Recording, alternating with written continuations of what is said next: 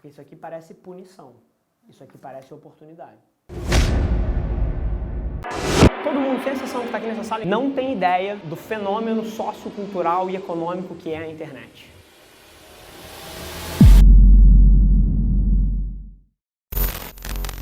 Fala aí, gente, vocês estão prestes a assistir um corte especial do Avelar Media Experience, que é um evento que a gente faz aqui na agência, onde a gente recebe pessoas para passar um final de semana imersos, aprendendo tudo que a gente faz e como a gente está fazendo para escalar um dos maiores cases de sucesso do Brasil na área de publicidade, propaganda e negócio. Então, basicamente, vocês vão ver alguns momentos aí que o time selecionou para mostrar para vocês e senta a bunda, aproveita, que eu tenho certeza que o tipo de conteúdo que tem no MXP, e não sou eu falando não, tá? São as pessoas que vieram. A nota do evento está 9,85, a média acumulada de todas as edições que a gente já fez.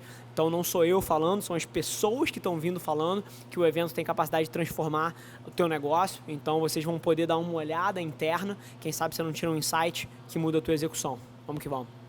Vamos falar aqui agora de estratégia digital, talvez de uma forma que vocês nunca viram antes, tá? Eu acredito de verdade que estratégia digital é uma batalha pela atenção das pessoas. E na hora que você entende isso, até errado ali, você entende que ela não pode ser linear de nenhuma maneira. Então, o que eu quero dizer quando eu digo não é linear? Literalmente, o que eu faço hoje, mês que vem já precisa de uma pequena mudança. E no próximo mês já precisa de uma pequena mudança. Acabou a era de que você vai manter uma estratégia digital da mesma forma durante longos períodos. Você precisa estar constantemente mudando. E o motivo pelo qual isso aconteceu e o motivo pelo qual isso é tão volátil é por conta disso aqui. Então, principalmente para uma marca com objetivos de negócio, tá? Isso aqui é talvez a parte central de tudo que a gente vai construir em cima. Se você volta 10 anos atrás, 15 anos atrás, as marcas tinham o privilégio de poder comunicar o que elas quisessem. Então, por exemplo, o Ponto Frio, na hora que ia fazer a sua comunicação, ele podia falar da geladeira, podia falar da forma que queria. Os únicos competidores que ele tinha eram outras marcas fazendo propaganda também dos objetivos de negócio que elas tinham. Então, era uma comunicação chata, interruptiva, contra uma comunicação chata e interruptiva. E as pessoas não tinham opção. Se você estava assistindo TV, você não tinha um smartphone para abrir, para se distrair, para consumir alguma coisa que fosse mais do seu interesse. Você estava preso àquilo dali. Só que, ao longo dos últimos 10 anos, o que aconteceu? O ecossistema mobile, a internet e as redes sociais transformaram cada um de nós de um produtor, de um consumidor de conteúdo para um criador de conteúdo. Se você volta 10 anos atrás, ninguém aqui produzia conteúdo em base diária, ninguém. Só as marcas produziam conteúdo. Hoje em dia, as pessoas passaram a criar mídia. E isso mudou fundamentalmente a competição pela atenção das pessoas. Por quê? Porque as marcas, quando elas estão tentando comunicar alguma coisa, elas não competem só mais com outras marcas. Elas estão competindo com todo o resto. Porque está todo mundo aqui dentro. Então, literalmente, quando a sua empresa for comunicar que ela faz um projeto XPTO ou algum conteúdo em cima desse nicho, ela vai estar competindo com stories de um bebê, ou com uma mensagem de WhatsApp, ou com um vídeo de um meme. Isso é real. Então, pô, como é que você navega esse novo ecossistema como empresa, né? Isso é a dinâmica que a gente vive hoje em dia. Se a sua comunicação não for interessante, você está um swipe para o lado de ser ignorado. Então, essa é a dinâmica que a gente vive. E aí, fato é que ao longo dos últimos 10 anos, as pessoas ficaram não só mais distraídas, a quantidade de tempo que você dedica para um conteúdo que aparece no seu celular é mínima. Você olha aquilo, você passa. Você olha aquilo, você passa. Mais exigente, porque hoje em dia, quando tem uma marca produzindo uma comunicação chata, ele tem a opção de seguir um influenciador que passa valor, que gera valor, que é muito mais interessante do que uma marca tentando te vender uma geladeira, uma casa ou um projeto. Então as pessoas estão mais exigentes e, portanto, mais seletivas no que elas escolhem consumir. E aí, o que as pessoas priorizam em termos de consumo de mídia? Uma comunicação que seja mais direta, que tenha mais valor e que capte e respeite a atenção dela. Essa é a palavra, respeito pelo usuário. E aí quando eu digo respeito, o oposto de respeito é você interromper o cara, interromper o que ele está fazendo com alguma coisa que ele não quer ver. Isso é não respeitar o usuário. Eu lembro sempre, inclusive, é o começo de um dos capítulos do meu livro, A história que eu tive foi com a Toyota. Eu estava navegando faz uns 6, 7 anos, estava navegando no celular e surgiu um pop-up na minha tela que ocupava quase a tela inteira no mobile e o X era tão pequeno e da cor do fundo do negócio que eu fiquei tipo 2 minutos tentando encontrar aonde eu fechava o pop-up e não conseguia. E aí, tipo assim, não consegui de jeito nenhum. Depois eu fui descobrir que ele tava em cima de uma letra da mesma cor da letra, mas assim, cara, qual é a marca que se propõe a fazer um negócio desse? No final do dia eu tive que fechar aquela janela, abrir o site todo de novo, porque eu precisava consumir o conteúdo e o pop-up estava me atrapalhando. Isso é o oposto de respeitar a atenção. Então, como é que a gente pensa isso num ambiente digital, então? E aí a gente vai passar a nossa visão sobre estratégia digital. Estratégia digital tem que ser pensada para 2 modelos. E esses modelos são exatamente com base no comportamento das pessoas, tá? Primeiro momento, a sua marca vai ser encontrada numa hora que as pessoas estão escaneando. Então a pessoa está num feed, a pessoa está numa rede social, está numa plataforma e ela está escaneando, ela não está consumindo a sua mensagem. Até nesse ponto a pessoa não liga para você. A pessoa está assim. Assim, passando o dedo até que alguma coisa chame a atenção dela e ela pare. Então, a sua marca vai ser encontrada num ambiente onde as pessoas estão escaneando. Então, crie a peça para isso. Num segundo momento, se você conseguiu chamar a atenção, ela vai emergir naquilo ali. Então, ela clicou, ela foi para algum lugar, ela está de fato lendo o que você escreveu. Então, a segunda parte tem a ver com imersão, com consumo. Mas são 2 momentos completamente diferentes. Então, trate eles de forma diferente na hora de você criar a experiência do usuário. A sua foto tem que ser boa o suficiente para chamar a atenção, o seu copy tem que ser bom o suficiente para respeitar a pessoa e fazer ela tomar uma atitude, e depois o conteúdo de para onde você leva ela precisa ser interessante o suficiente para que ela consuma. E você criava um conteúdo para aparecer ali dentro. Então essa era a primeira parte. Quais eram as palavras mais buscadas dentro do seu tema? Número 1. Número 2, depois você criava um conteúdo relevante ali dentro. Então, quando a pessoa te encontrasse, ela não só te encontrava, mas ela tinha a opinião formada com base no conteúdo que ela encontrou.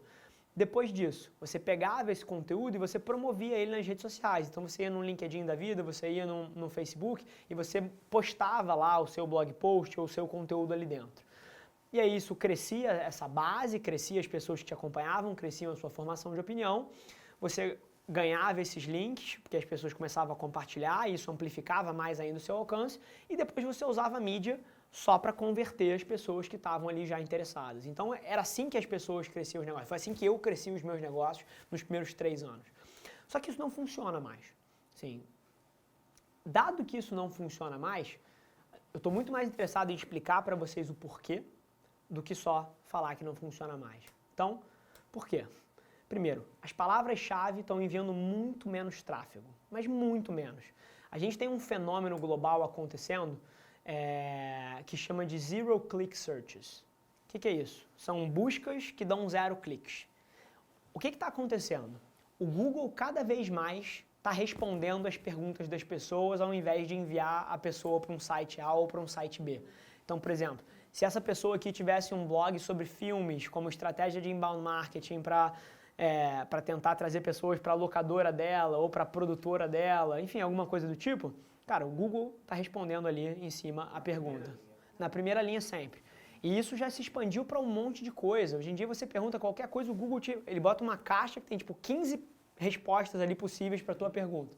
Então o que aconteceu? Hoje em dia você tem 60% das buscas que o Google responde, 60%. E 10% está reservado para quem faz anúncio no Google Ads. Então, a parte do orgânico está espremida ali como um pedacinho pequeno só. E mais, se você for falar de tendência, essas Zero Click Searches passaram de 30% para 60% nos últimos 2 anos. Então, dobraram. O Google está cada vez mais respondendo as perguntas que as pessoas fazem. Estrategicamente, o Google faz isso para ele conseguir mais anúncios. Mas peraí. Exatamente. Mas por que ele... Se ele está fazendo o quê? Não? Ele não está, ele está forçando, da mesma maneira, o que ele está fazendo aqui? É reconhecimento de padrão. exatamente o que o Facebook fez com as pessoas tipo, de 2013 para 2016, matando o alcance orgânico. O Google é alcance orgânico, o SEO é alcance orgânico. E se o Facebook suprimiu o alcance orgânico das páginas para as pessoas pagarem, reconhecimento de padrão. Aqui está e vai acontecer a mesma coisa. Mas ele já dá a resposta, por que isso está suprimindo o pago? É isso que eu não... O pago não, o orgânico. Então, se você olha para o padrão como isso funciona, o Google ele tem a primeira linha ou quando tem anúncios, o anúncio está em cima do dele. Não seria mais fácil ele só trabalhar com duas variáveis? Ele pega o pago, põe o pago super relevante e põe o orgânico embaixo. Por que ele criou esse clique? Dificultar mais ainda. Mais ainda. Porque ele... Ser mais ainda o orgânico. Tá. É basicamente o que o Facebook fez. Hoje, a gente vai ver hoje em dia, se você posta alguma coisa na sua página de Facebook, 1% das pessoas só veem. E o Google está caminhando para a mesma coisa. Instagram. Oi? Também. Instagram. Todos eles. Tá no mesmo jogo? Todos eles. A remoção do like também tem a ver com isso. Todos eles. Todos eles. Então, isso é uma tendência que vai aumentar cada vez mais. O Google vai responder todas as perguntas em algum momento e para você jogar ali dentro, você vai ter que pagar. Então, essa é a primeira grande mudança nas estratégias. Número 2. Só o seu conteúdo bom, assim, um blog post bem escrito, não é bom o suficiente mais. Você pega dois exemplos aqui clássicos, um de um criador de conteúdo e um de um blog. Então, um criador de conteúdo. Se uma blogueira fitness começasse a fazer isso lá em 2013, lá atrás, todo mundo que começou lá atrás, assim, bombou. Hoje em dia, tenta começar uma página fitness onde você fala o que você come, mostra você malhando. Não, tem lá. Já era. Não funciona o negócio. Não, é impossível. É impossível. Assim, existem literalmente centenas de milhares de pessoas fazendo a mesma coisa que você. E no panorama de SEO, é basicamente muito similar. Então, você tem 2 milhões de blog posts publicados por dia. Só na América Latina, esse número aqui é América Latina. Então, só o conteúdo bom não é mais suficiente. Além disso, que a gente estava falando, o alcance dos links nas redes sociais, que passava por você usar a sua audiência dentro da rede social para puxar o tráfego para outro lugar, que eu fiz pra cacete ao longo da minha carreira, não funciona mais. As plataformas todas, quando você coloca um link para fora hoje em dia, ela suprime o seu alcance. Na bio do Instagram também você tem alguma estatística? Na bio não. Na bio não. Na bio você não? Não suprime. Não suprime. Não suprime. Mas, por exemplo, quem usa muito swipe up nos stories, ele suprime um pouquinho. Não, mas todo mundo usa, mas tem que usar. A única coisa é que você precisa ter um mix interessante. Mas, por exemplo, no LinkedIn e no Facebook, isso é o mais nítido, porque aí você consegue rodar testes perfeitos. Você posta o mesmo conteúdo com link e um outro conteúdo sem link. Assim, a distribuição é 10 vezes menor. Então, com o link. Porque... Tirar da plataforma, Exatamente. O objetivo dele, os esforços todos, são para manter o usuário na plataforma. Porque é ali que ele monetiza, é ali que ele ganha. Então, isso mudou bastante as estratégias também. Além disso, não só ele não te distribui os links, como ele também reduziu o seu alcance até sem link. Então, isso aqui são os últimos 6 anos em termos de alcance das páginas. Todas as plataformas decrescendo a forma como ela te distribui. As páginas comerciais, as mais prejudicadas de todas. Claro. Porque você está no link. O do YouTube também, quando você coloca na descrição, você já viu Alguma estatística, não. Nunca vi. Inclusive, eu, assim, nunca vi uma estatística de entrega, mas a minha experiência diz que não. Todo mundo que arrebenta usa muitos, sim, ele não suprime, ele não. Porque o que o YouTube faz é outro tipo de métrica. É o seguinte, o YouTube ele tenta entender quem são os criadores de conteúdo que depois que a pessoa assiste o seu vídeo, o cara continua assistindo outros. Então, se a sua página faz isso, você está bem. Se na sua página o cara vê um e sai no meio e não assiste outro, ele começa a te desindexar. O que o YouTube quer é que a pessoa assista ao seu e assista a outro, e assista a outro, e assista a outro. Então, se a sua página fizer isso, você vai ser distribuído. Perfeito.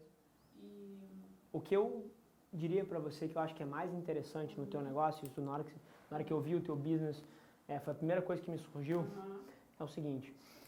A indústria hoteleira, ela funciona assim, né? Sazonalidade. E eu tenho certeza, e aqui você tem demanda, vamos chamar de, aqui no topo disso aqui é a demanda completa e aqui é vacância, né? Então, você nos feriados, você nos períodos de pico, etc., você deve ter muita gente. Você não precisa criar demanda. O que eu acredito que seria fantástico para você é você usar mídia nos momentos de baixa.